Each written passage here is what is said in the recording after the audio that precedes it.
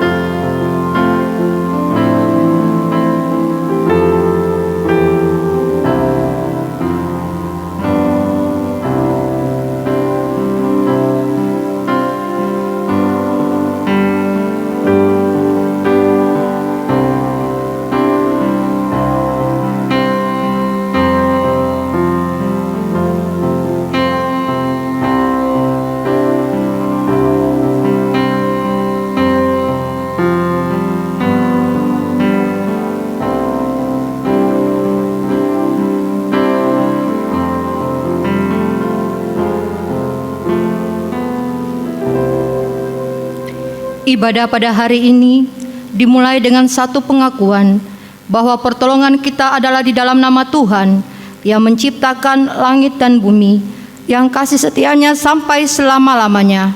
Salam kasih karunia dan damai sejahtera dari Allah Bapa kita dan dari Tuhan Yesus Kristus, serta persekutuan dengan Roh Kudus menyertai saudara-saudara sekalian. Amin. Shalom. Salam damai sejahtera bagi seluruh jemaat Gereja Kristen Kalam Kudus dimanapun berada. Marilah kita bersama-sama mengagungkan nama Tuhan, sebab hanya Dialah Allah yang layak menerima segala pujian, hormat, dan kemuliaan. Kita bersama-sama menyanyikan pujian dari KPPK nomor 28, Mulia.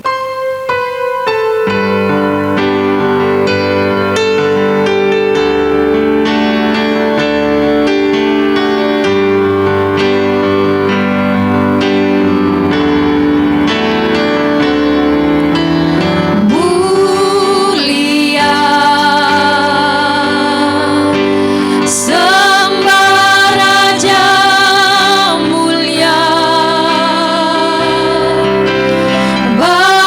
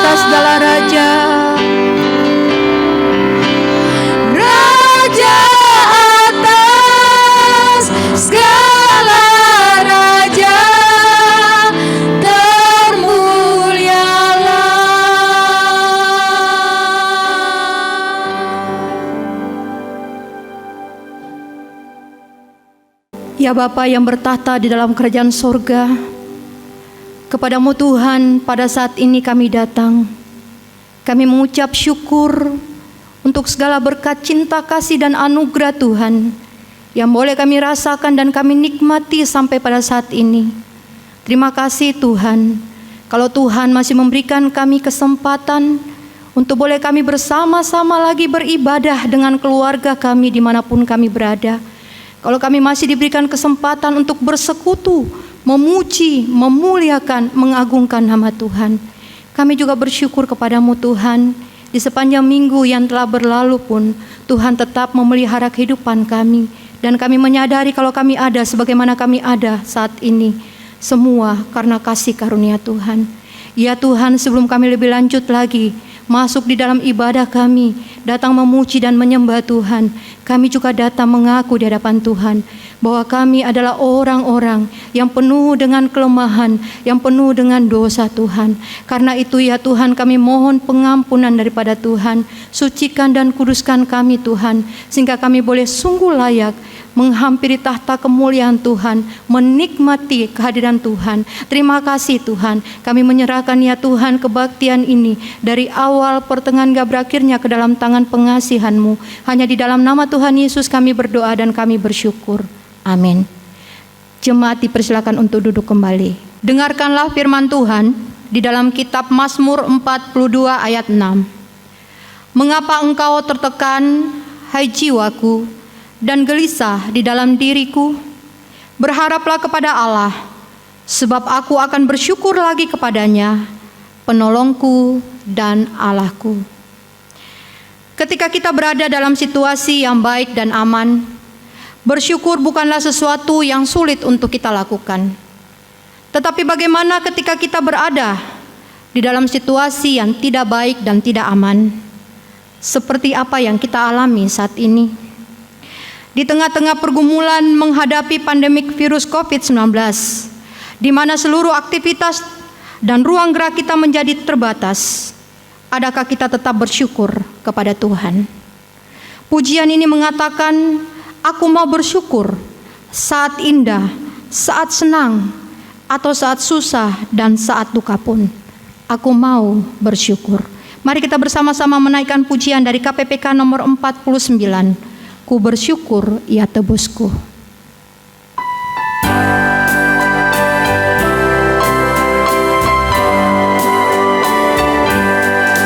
Ku bersyukur ya tebusku, ku diberi berkat limpah.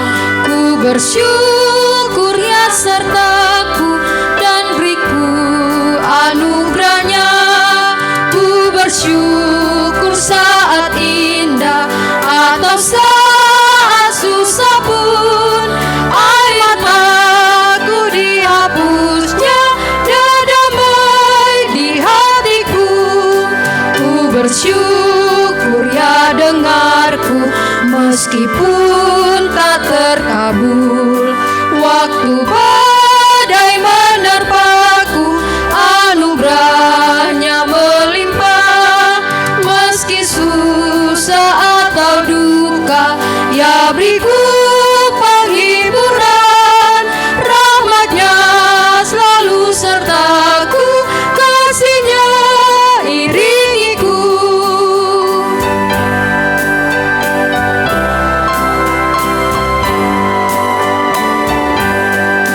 Ku bersyukur bunga mawar, meskipun ia berduri. Ku bersyukur diberkati, pengharapanku diberi. Ku bersyukur senang susah, dan damai di hatiku. Ya berikan pengharapannya, ku bersyukur selamanya. Puji nama Tuhan. Kita masih memuji nama Tuhan, sebab Dia Allah yang tidak pernah melupakan kita. Tangannya terus memimpin dan menuntun kita. Dia selalu menolong dan menghibur kita. Mari bersama-sama kembali kita menaikkan pujian di dalam KPPK nomor 421, Kau Tak Kulupakan.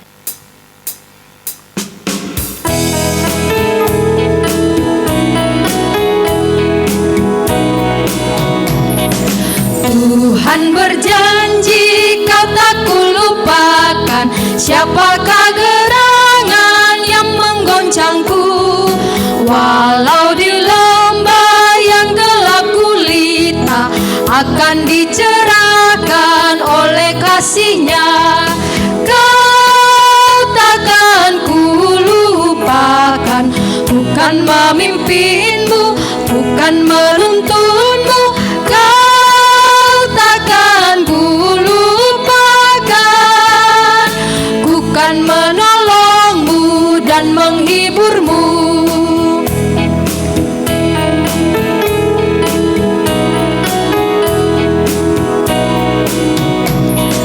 Karena ya janji kau tak dilupakan, berjalanlah maju sukacitalah. Tak seorang yang dapat dihandalkan, hanya Sang Penebus tetap setialah. Kau takkan kulupakan, ku kan memimpinmu, bukan menuntunmu. Kau takkan kulupakan, ku kan menolongmu dan menghiburmu.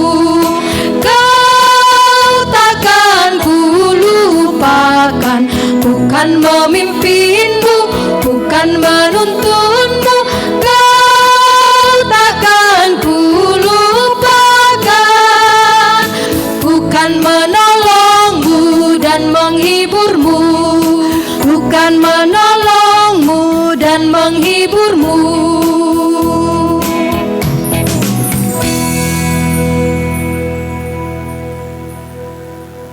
Bersama dengan seluruh orang percaya di segala zaman dan tempat, kita akan mengikrarkan pengakuan iman rasuli, dan saya mengajak jemaat untuk bangkit berdiri. Pengakuan iman rasuli. Aku percaya kepada Allah, Bapa yang Maha Kuasa, Khalik langit dan bumi, dan kepada Yesus Kristus, Anak-Nya yang tunggal Tuhan kita, yang digandung dari Roh Kudus, lahir dari anak darah Maria, yang menderita sengsara di bawah pemerintahan Pontius Pilatus, disalibkan, mati dan dikuburkan, turun ke dalam kerajaan maut. Pada hari yang ketiga, bangkit pula dari antara orang mati, naik ke sorga, duduk di sebelah kanan Allah Bapa yang Maha Kuasa. Dan dari sana Ia akan datang untuk menghakimi orang yang hidup dan yang mati. Aku percaya kepada Roh Kudus, gereja yang kudus dan am, persekutuan orang kudus, pengampunan dosa, kebangkitan tubuh, dan hidup yang kekal. Amin. Jemaat dipersilakan untuk duduk kembali. Ku bersyukur anugerah-Mu besar, kasih-Mu setia di hidupku, ku tak dibiarkan. Ku bersyukur Kau telah selamatkanku. Apapun terjadi di hidupku, Kau Allah yang tidak pernah tinggalkan. Demikianlah penggalan lagu yang akan kita dengarkan melalui persembahan pujian dari trio Ras.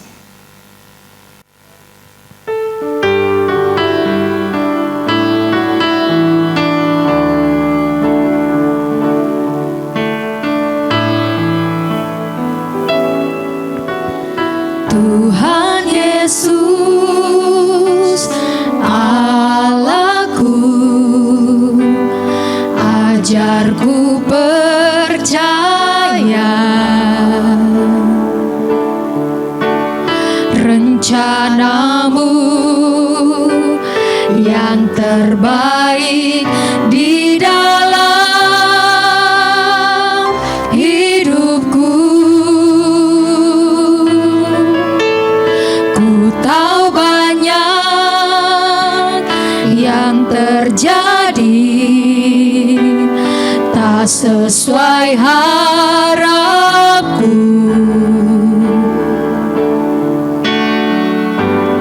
namun ku bersyukur padamu, sebab Engkau yang pegang seluruh hidupku. Ku bersyukur anugerah-Mu besar,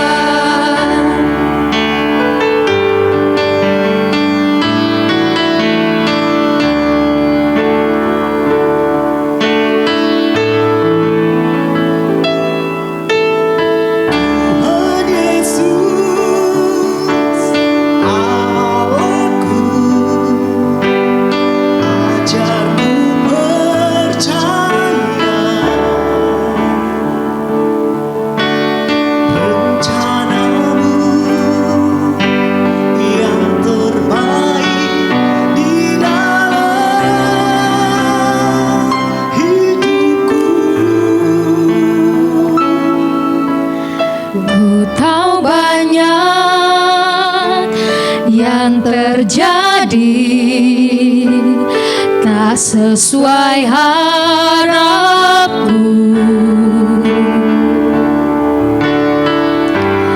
namun ku bersyukur padamu, sebab Engkau yang pegang seluruh hidupku. Ku bersyukur anugerah-Mu besar, kasih-Mu setia di hidupku. Ku tak dibiarkan, ku bersyukur Kau telah selamatkanku. Apapun terjadi di hidupku, Kau Allah yang tak pernah tinggalkan.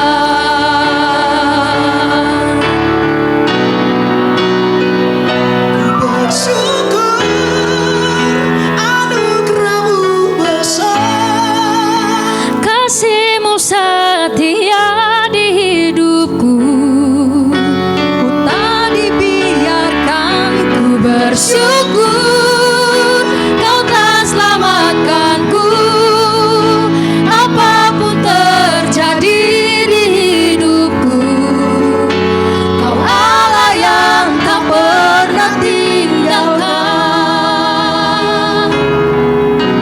Kau Allah yang tak pernah tinggalkan. Kau Allah yang tak pernah tinggalkan. Kau Allah yang tak pernah tinggalkan.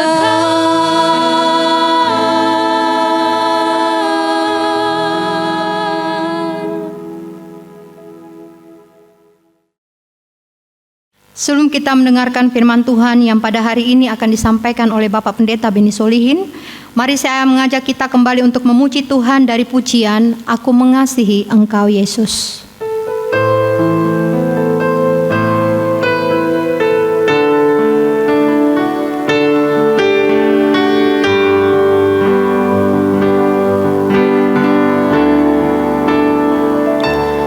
Aku mengasihi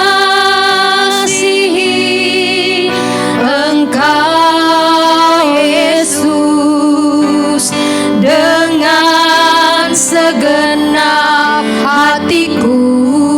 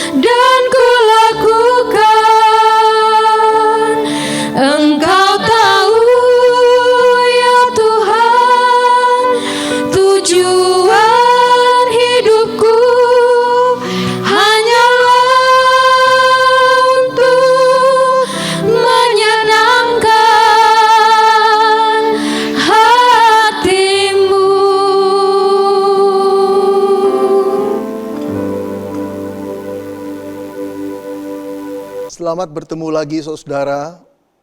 Kita berada dalam satu kebaktian. Kita tahu Tuhan hadir di tengah-tengah kita dan akan berfirman, memberikan kekuatan kepada kita. Mari saudara, saya ingin membacakan sebuah ayat yang terambil dari Mazmur 22 ayatnya yang pertama. Mazmur 22 ayatnya yang pertama. Inilah Mazmur dari Daud. Dia berkata demikian. Allahku, Allahku, mengapa engkau meninggalkan aku?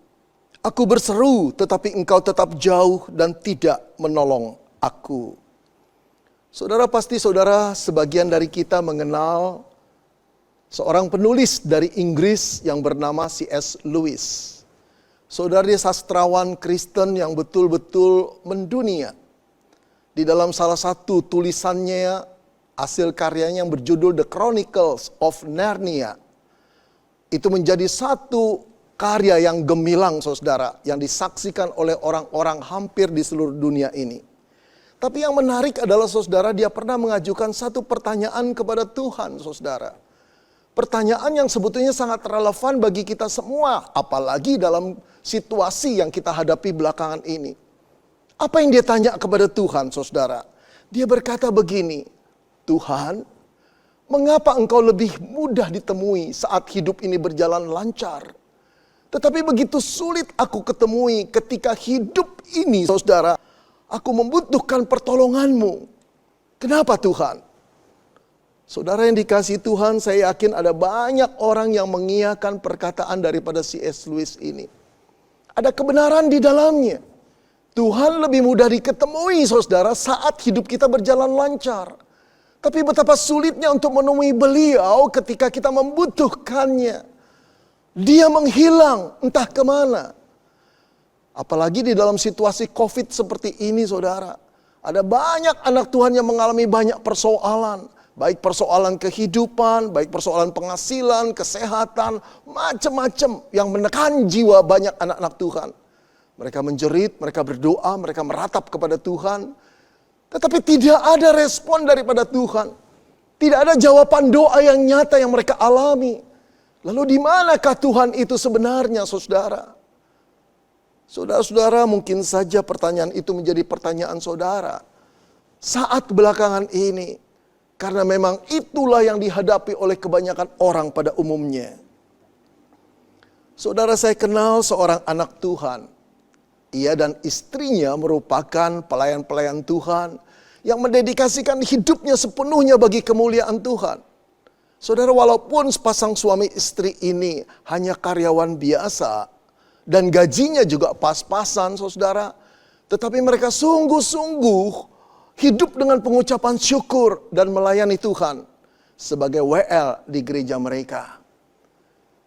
Saudara, satu kali ada kabar berita bahwa perusahaan di mana sang suami bekerja, saudara, akan mengadakan pemberhentian sementara beberapa pegawai karena kasus COVID-19. Oh saudara, sang suami berdoa kepada Tuhan agar ia dihindari dari pemutusan pekerjaan ini. Tetapi apa kenyataannya saudara? Ketika pengumuman itu keluar, namanya tercantum di daftar orang yang harus dirumahkan.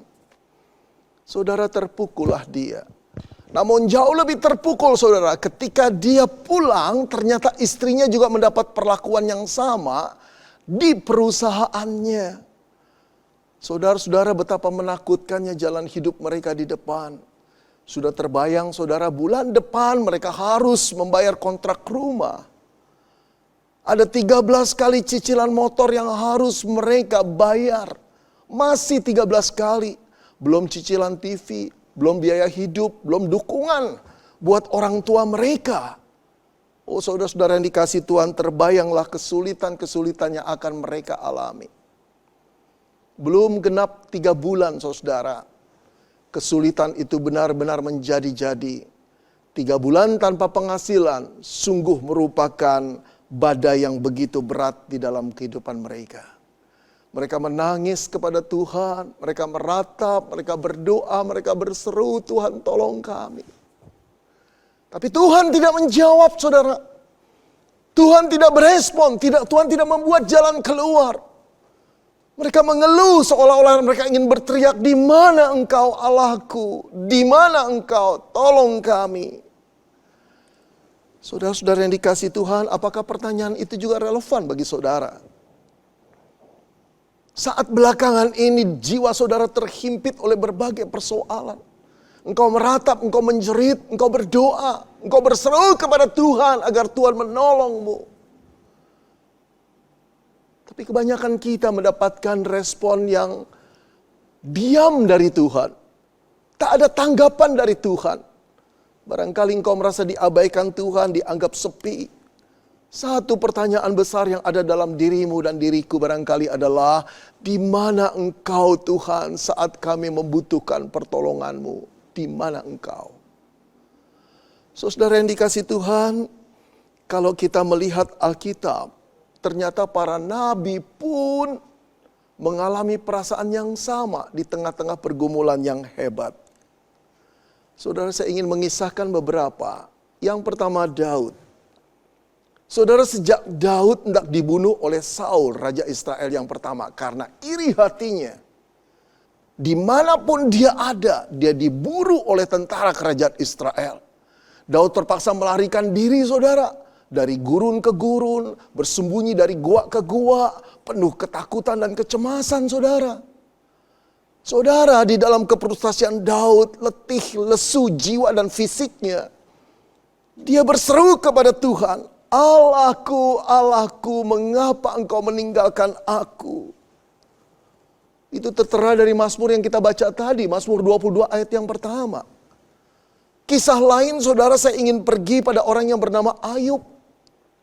Seorang yang kaya raya, pedagang yang sukses, yang Alkitab katakan Ayub adalah orang yang saleh, jujur, takut akan Tuhan, menjauhi kejahatan.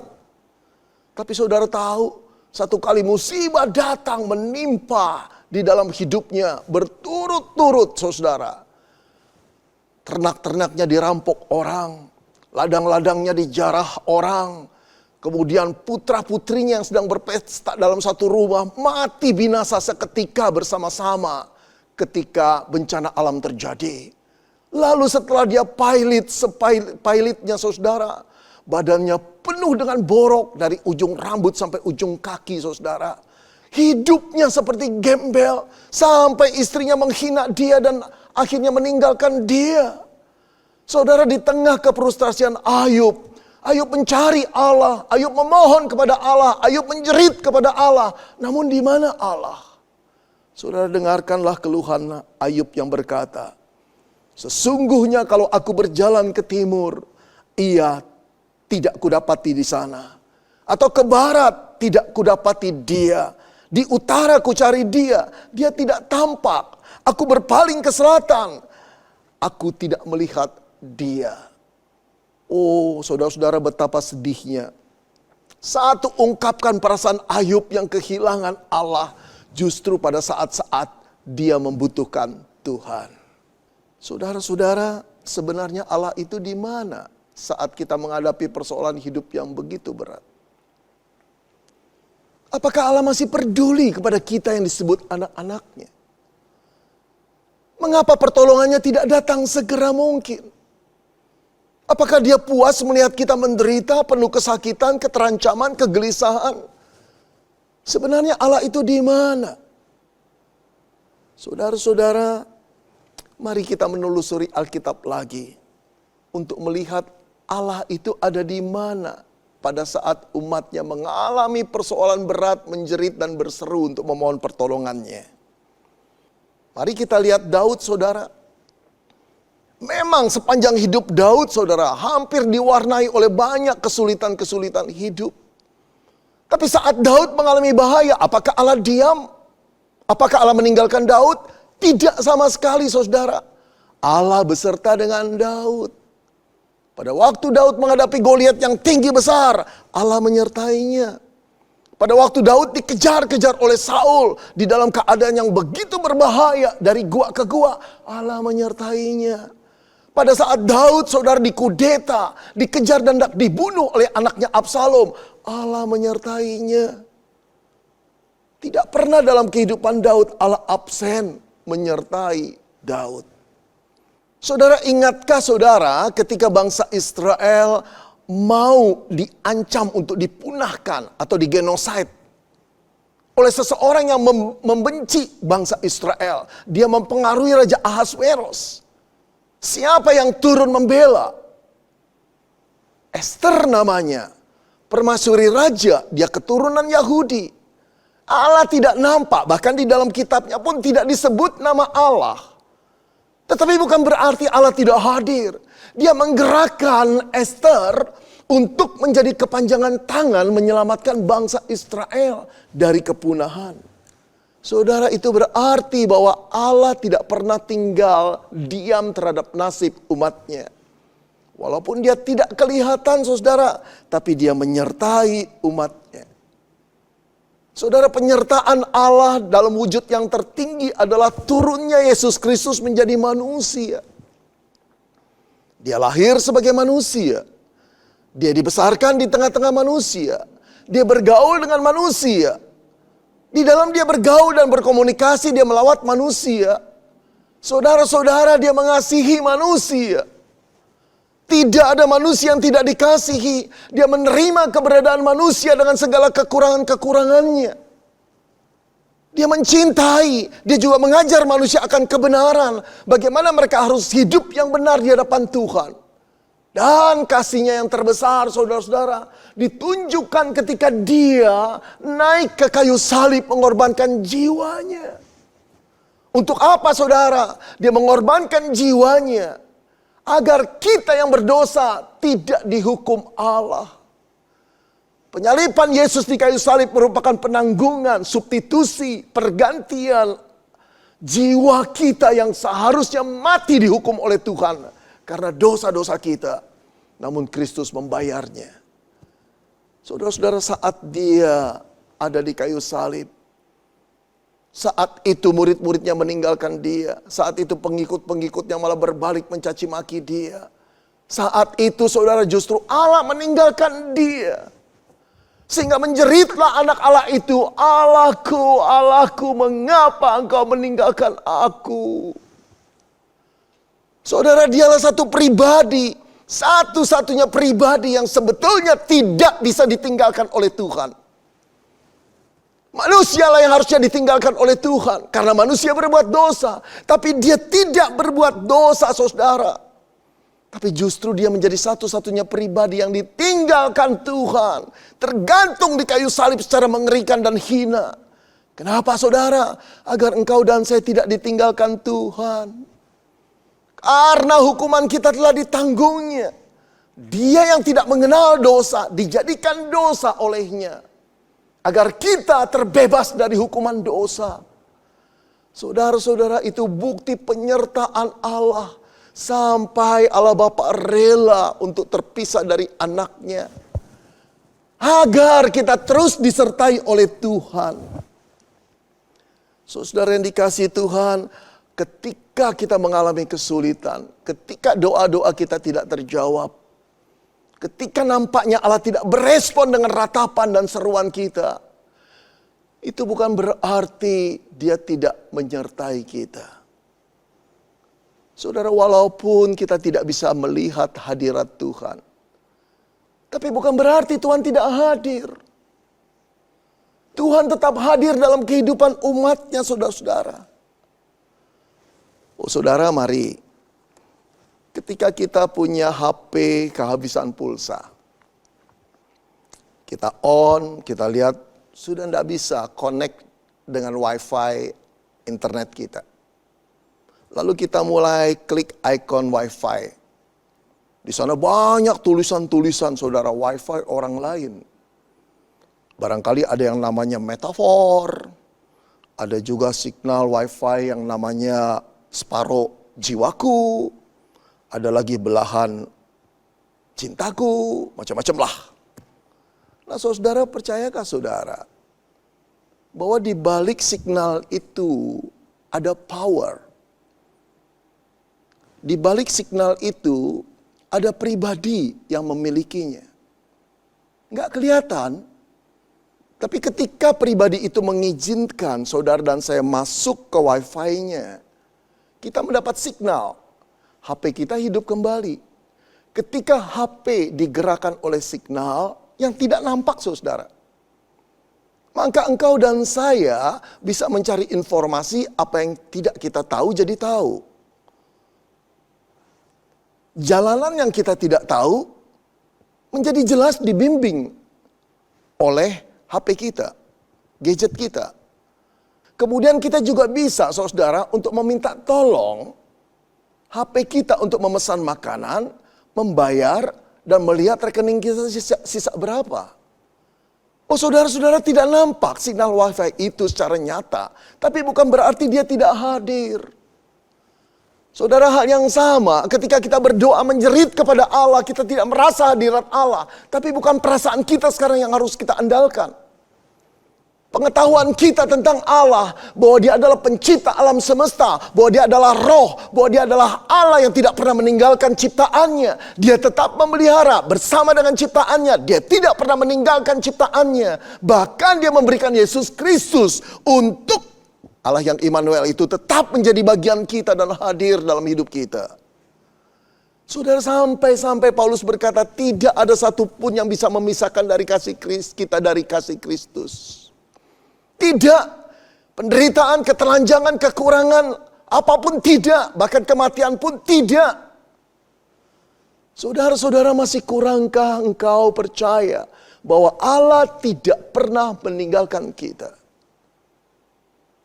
Jadi di mana Tuhan pada waktu kita menghadapi penderitaan, berdoa dan berseru dan dia tidak menjawab? Dia hadir.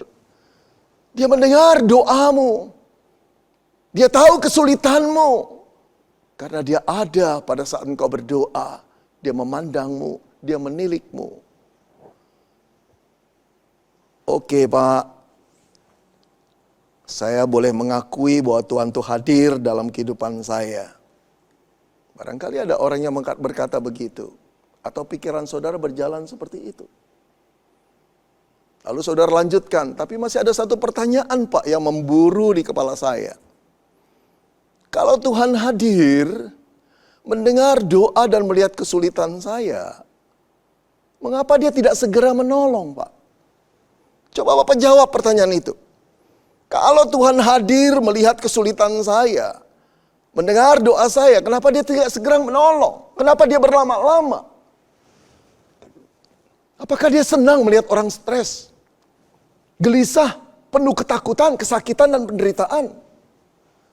Saudara-saudara, apa yang menjadi pertanyaan saudara telah menjadi pertanyaan saya sekian lama.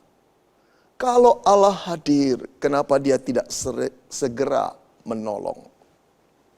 Saudara-saudara, kalau kita melihat Alkitab, kita harus mengakui bahwa Allah seringkali menolong umatnya berlambat-lambat memang. Kita harus mengakui itu. Saya tunjukkan pada saudara. Ketika orang-orang Israel berada di Mesir, mereka terjajah, dipekerjakan rodi, dipaksa, bahkan anak-anak mereka pernah dibunuh. Saudara, berapa lama mereka menderita sampai Allah menolongnya? 400-an tahun. Kita bertanya, kenapa Allah selama itu setelah banyak korban jatuh, kenapa Allah tidak segera menolong? Katanya dia hadir, tapi kok tidak menolong? Saudara-saudara, mengapa Allah tidak menolong Israel di Mesir sampai 400 tahun kemudian? Jawabnya kita tidak tahu dan tidak ada seorang pun yang tahu. Mari saya perlihatkan lagi saudara. Ketika bangsa Israel dijajah di Babel, sebagai orang-orang jajahan yang terbuang di sana, kehidupan mereka tidak nyaman, tidak senyaman kampung halaman mereka bukan? Mereka menjerit kepada Tuhan ketika mereka terancam untuk digenosid, saudara. Sampai Allah membebaskan mereka. Berapa lama Allah membebaskan mereka? 70 tahun. Kenapa begitu lama? Kenapa tidak 7 tahun? Kenapa tidak 7 bulan? Kenapa tunggu 70 tahun? Seolah Allah itu memang berlama-lama dan menikmati kesulitan umatnya.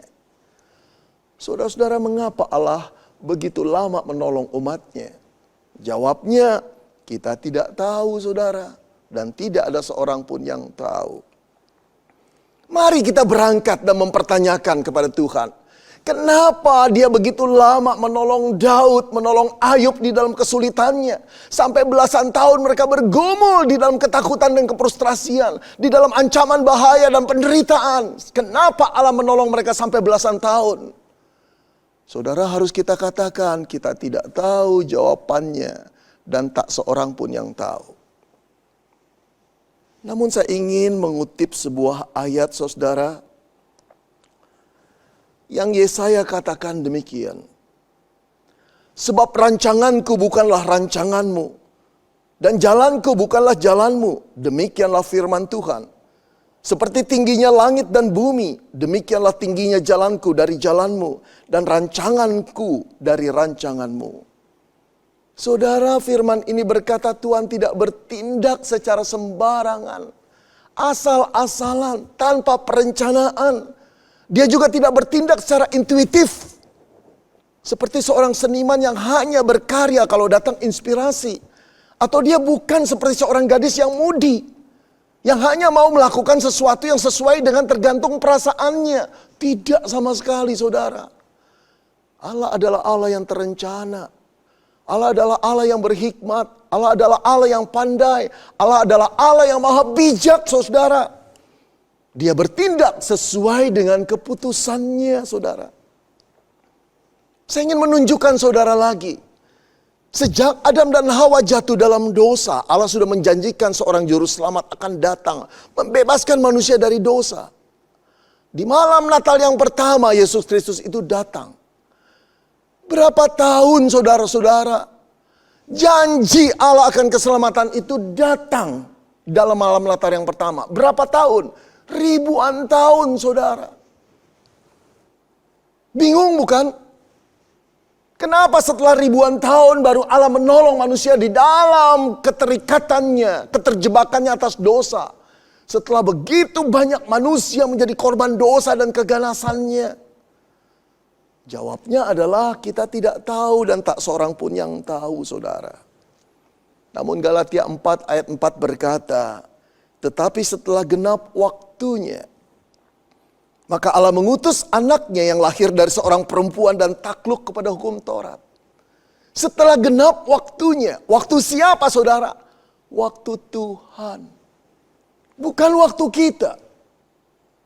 Di dalam waktu Tuhan tertera juga saudara terkandung di dalamnya di dalam perencanaan Tuhan, bukan perencanaan kita. Di dalam jalan Tuhan, bukan jalan kita. Oh saudara-saudara, inilah yang kita harus maklumi. Bahwa Allah bukan pribadi yang bertindak asal-asalan tanpa perencanaan. Bukan intuitif, bukan mudi, tapi segala sesuatu telah Dia hitung sesuai dengan hikmatnya. Saudara, sampai Paulus berkata, oh alangkah dalamnya kekayaan, hikmat dan pengetahuan Allah.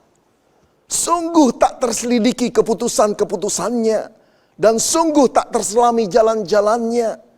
Sebab siapakah yang mengetahui pikiran Tuhan? Atau siapakah yang pernah menjadi penasihatnya? Saudara, Paulus mengakui keputusan-keputusan Allah tidak terselami. Saudara, saat manusia itu bangga ketika bisa menghitung berbagai faktor dalam mengambil keputusan. Saudara, Allah bukan cuma tahu beberapa faktor atau belasan faktor. Allah mengetahui jutaan faktor yang tidak dipertimbangkan manusia dalam mengambil satu keputusan. Jutaan faktor. Bahkan yang lebih luar biasa, dia bisa menggerakkan, mendesain faktor-faktor itu untuk bekerja sesuai dengan apa yang dia putuskan. Karena apa saudara? Karena Dia Allah yang maha kuasa. Karena Dia Allah yang maha bijak. Lalu dalam keberadaan Allah seperti ini, adakah Allah memerlukan penasihat? Seperti Dia kekurangan hikmat. Oh saudara, kita harus malu bahwa kita tidak layak dibanding Allah. Saudara-saudari Yesaya berkata Dia adalah penasihat ajaib. Dia penasihat ajaib. Apakah memerlukan penasihat? Saudara-saudara, jadi pada waktu Allah menahan-nahan atau kita merasa Allah berlambat-lambat menolong. Saudara-saudara, itu bukan karena Allah tidak punya rencana. Tapi justru karena dia merencanakan dengan matang, dia tahu kapan harus menolong kita. Atau bahkan saya katakan, kapan menolong, kapan tidak menolong. Kalau menolong, kapan waktunya. Kalau tidak menolong, bagaimana nanti akibatnya. Tuhan sudah baca semua itu sesuai dengan rencananya. Kalau begitu saudara, mari kita jawab pertanyaan. Mengapa Allah berlama-lama menolong kita? Mengapa Allah tega membiarkan kita menderita di dalam situasi-situasi yang menjepit seperti belakangan ini? Jawabnya adalah, itulah kedaulatan Tuhan. Itulah kedaulatan Tuhan, saudara. Itulah hak prerogatif Tuhan. Satu hak yang dia punyai, yang tidak perlu dia konsultasikan kepada yang lain.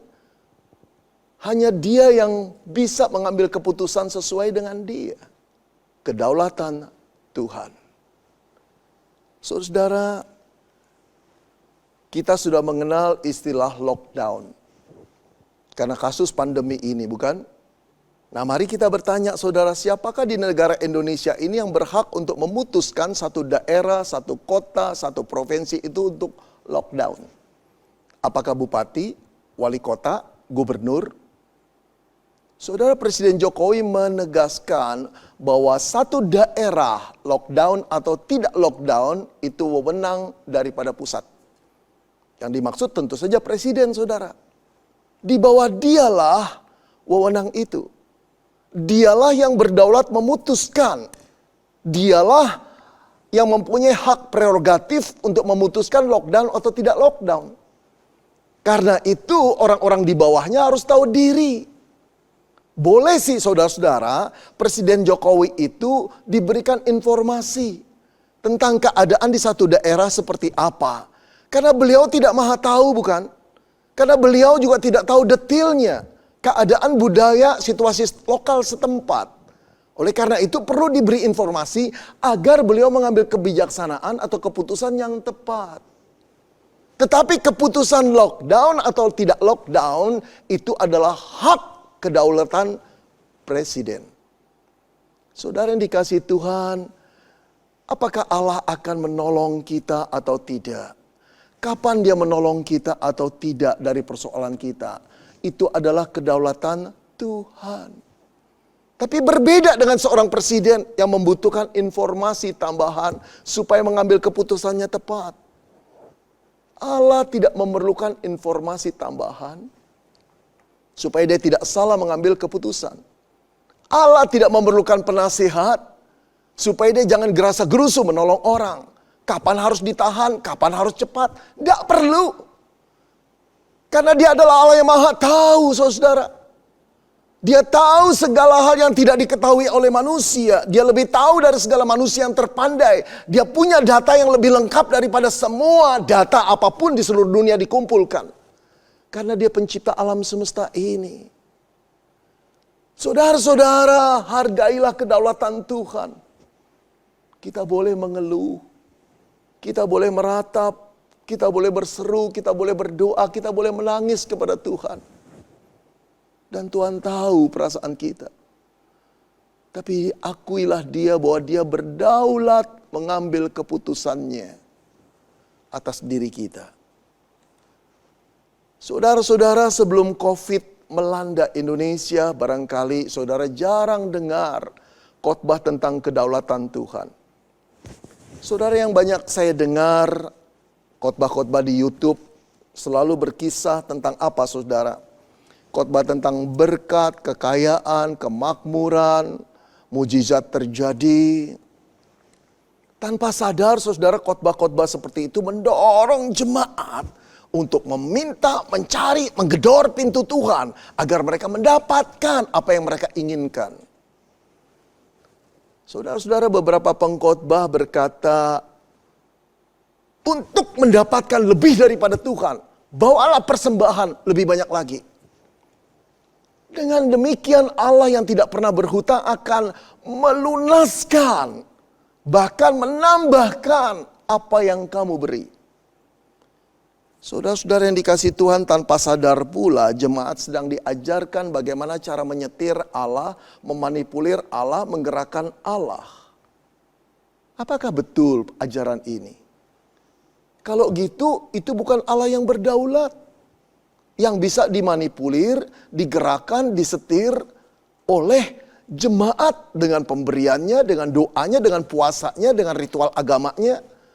Saudara-saudara yang dikasihi Tuhan, setelah kasus COVID baru ternyata saudara-saudara bahwa pengajaran itu tidak benar sama sekali.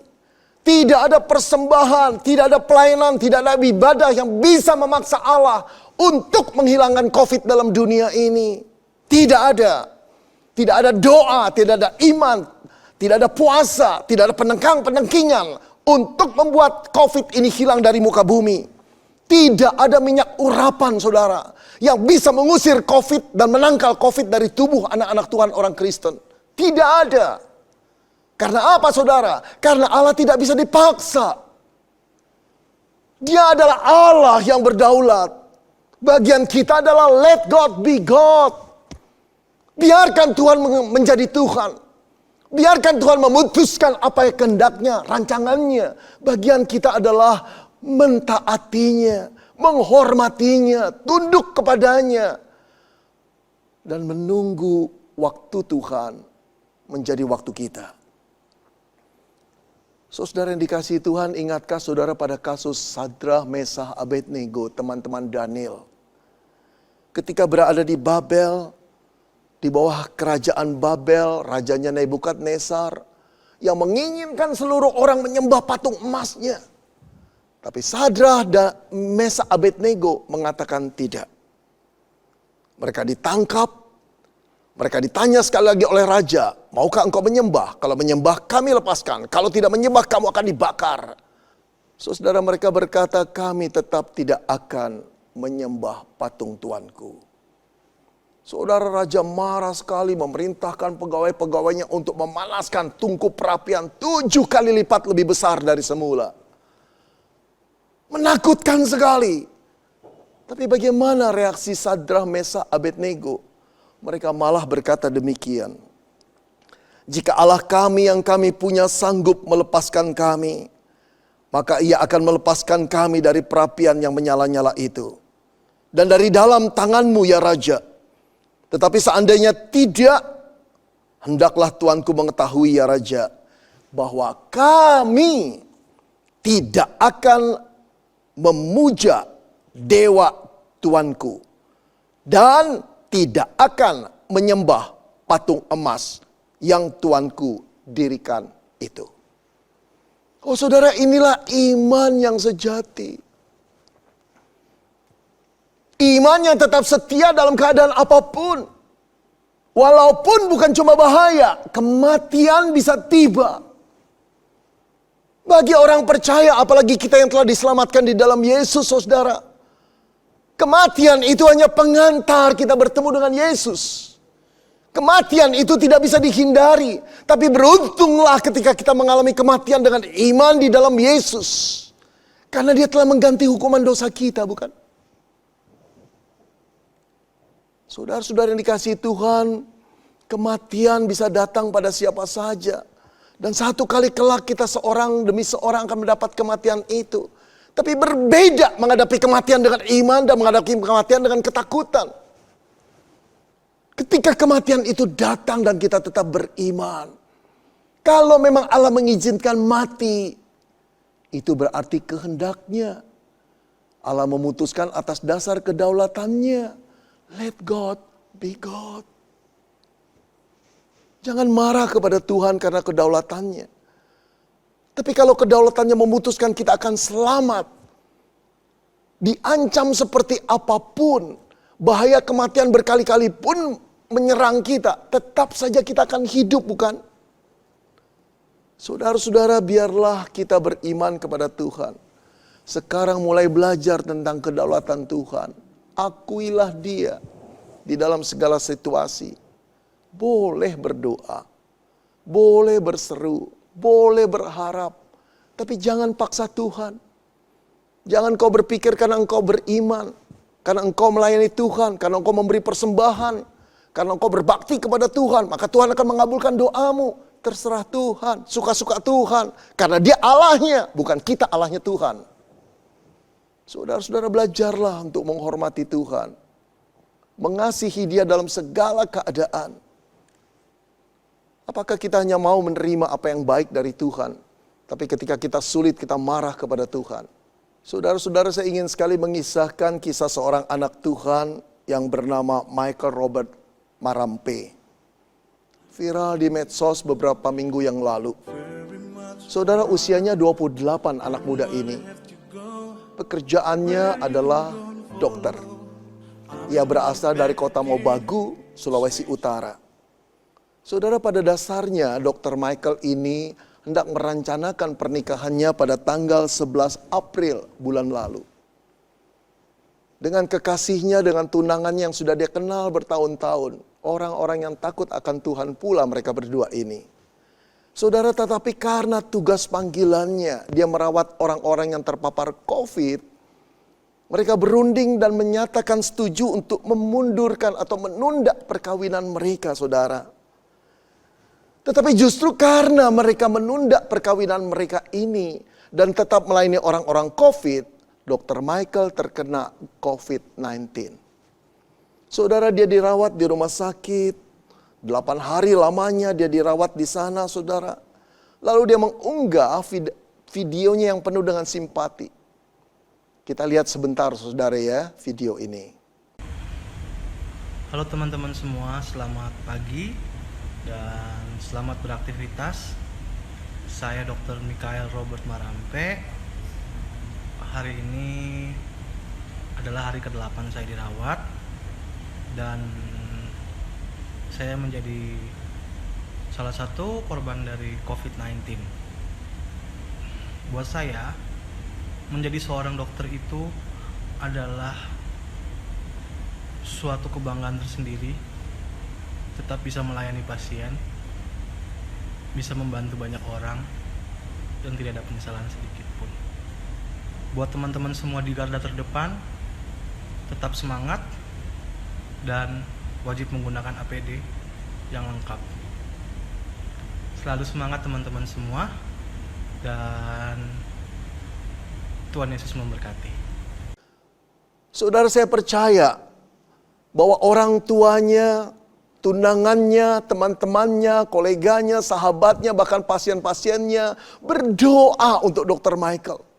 Satu dokter yang baik, yang simpati, yang merasa panggilan hidupnya dalam melayani orang-orang yang menderita. Ini tugas mulia daripada Tuhan. Dan dia orang beriman. Kalau teman-temannya, koleganya, tunangannya, orang tuanya berdoa kepada Tuhan, seharusnya Tuhan dengar, bukan? Satu doa yang benar-benar diharapkan dikabulkan oleh Tuhan. Tapi apa yang terjadi? Pada tanggal 26 April bulan lalu, saudara, Dr. Michael Marampe meninggal dunia. Oh, saudara-saudara, merataplah teman-temannya, merataplah dunia kedokteran, merataplah tunangannya, merataplah orang tuanya. Merataplah kita orang-orang Kristen. Dengan satu pertanyaan, mengapa Tuhan kau tidak tolong anakmu? Kurang apa dia? Oh, saudara yang dikasihi Tuhan, bukan kurang apa Michael itu. Tapi kita harus mengakui keputusan terakhir berada di tangan Allah, bukan di tangan kita. Dia Allah yang berdaulat. Dia Allah yang maha tahu apa yang harus dilakukannya. Dia bukan tidak berbelas kasihan. Justru karena dia berbelas kasihan dipanggil anaknya yang dia kasihi, Michael Marampe itu. Untuk pulang menikmati kekekalan, kemuliaan. Saudara, bagi orang-orang yang hidup dalam Kristus, mati adalah keuntungan. Itu bukan cuma slogan.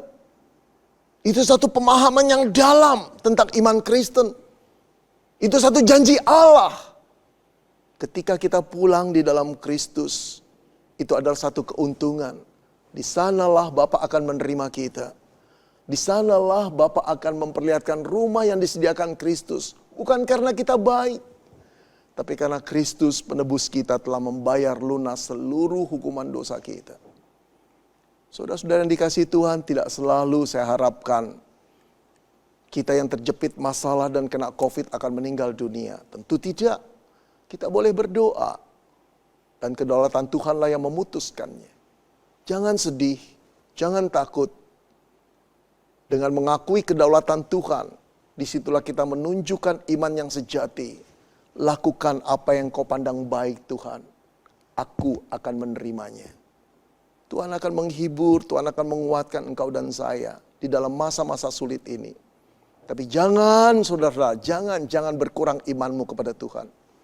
Justru di saat seperti inilah Tuhan menguji apakah iman kita menjadi emas yang murni atau cuma besi karatan yang tak berharga.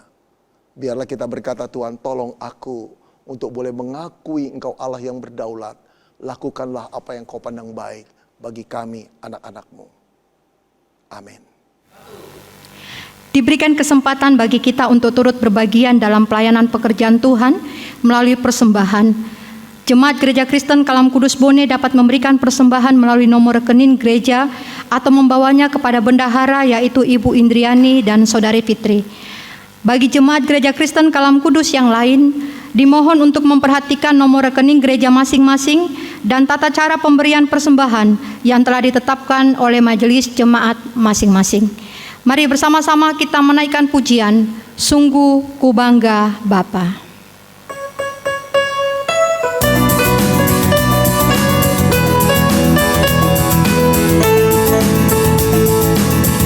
Sungguh ku bangga Bapa, punya Allah seperti Engkau.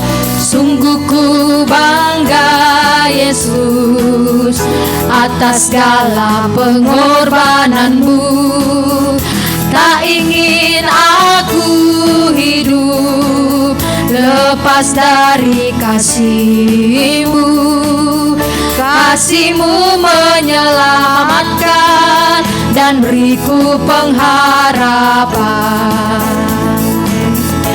Kini ku persembahkan apa yang aku miliki.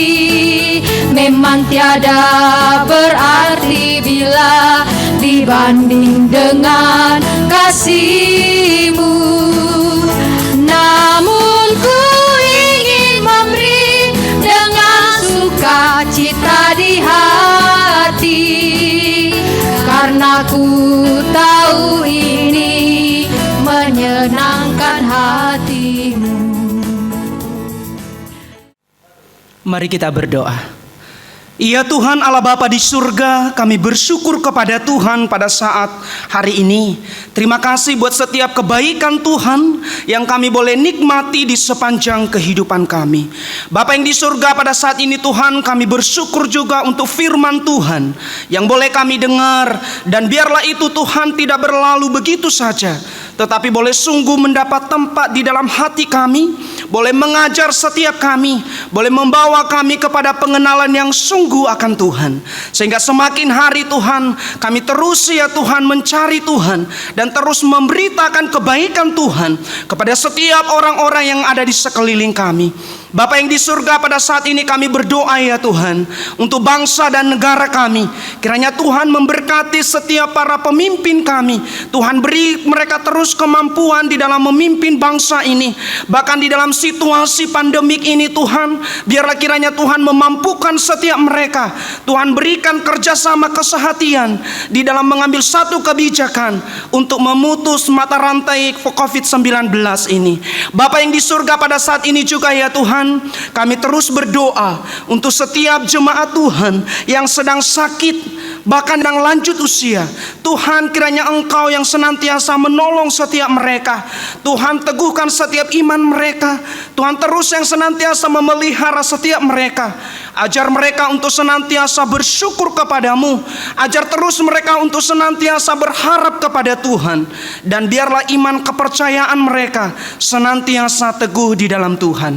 Bapa yang di surga, kami juga terus berdoa ya Tuhan untuk pertumbuhan iman jemaat di tengah-tengah pandemik virus COVID-19. Kiranya Tuhan yang senantiasa terus memberikan di dalam hati mereka hati yang tekun, hati yang setia untuk membaca, merenungkan firman-Mu, bahkan beribadah kepada Tuhan. Sehingga melalui situasi ini pun Tuhan tidak membuat mereka undur daripada Tuhan, tetapi membuat mereka semakin setia kepada Tuhan. Mereka senantiasa semakin rindu akan firman-Mu, sehingga kehidupan iman kerohanian mereka senantiasa bertumbuh di dalam Tuhan. Bapa yang di surga, kami juga terus berdoa buat setiap jemaat Tuhan di dalam pergumulan setiap mereka, di dalam rencana harapan mereka, kami serahkan mereka ke dalam tangan pengasihan-Mu. Biarlah kiranya Tuhan terus memimpin setiap mereka, sehingga mereka pun Tuhan boleh senantiasa percaya sungguh kepada Tuhan. Sekalipun situasi ini Tuhan sulit untuk dijalani, tetapi itu tidak membuat mereka untuk tetap percaya kepada Tuhan. Bapa di surga, kami juga berdoa ya Tuhan, di mana pada saat ini kami boleh berbagian untuk memberikan persembahan. Kiranya Tuhan memberkati persembahan ini, sehingga persembahan boleh dipakai untuk pekerjaan pelayanan Tuhan di setiap gereja Kristen Kalam Kudus yang ada di seluruh Indonesia. Kiranya Tuhan yang memberkati. Berkati terus setiap majelis, setiap bendahara yang mengelola persembahan ini, sehingga mereka Tuhan diberi hikmat oleh Tuhan, sehingga di dalam pengelolaan persembahan ini dapat dikelola dengan baik, dengan hati yang takut akan Tuhan. Terpuji nama-Mu ya Tuhan. Inilah doa dan seruan kami. Hanya di dalam nama Tuhan Yesus kami berdoa dan mengucap syukur kepada Allah Bapa di surga. Amin. Kita akan mengakhiri seluruh rangkaian kebaktian kita pada hari ini. Saya mengajak jemaat untuk berdiri dan kita menaikkan pujian doksologi.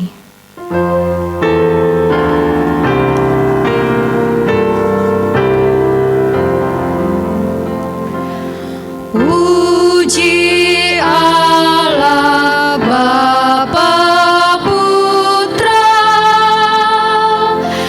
puji Allah Roh Kudus, ketiganya yang esa. Pohon selamat sumber berkat.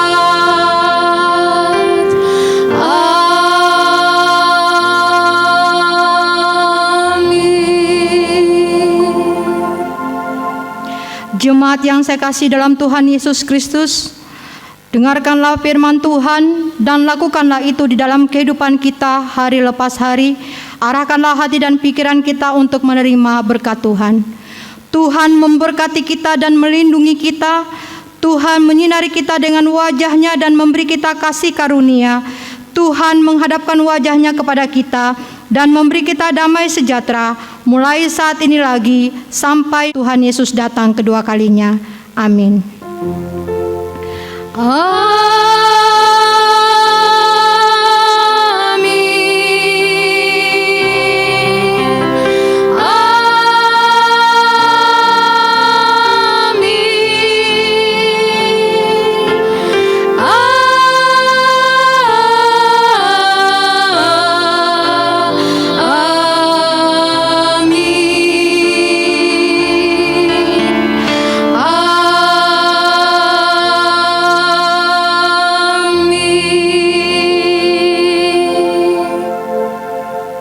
Kebaktian kita telah selesai.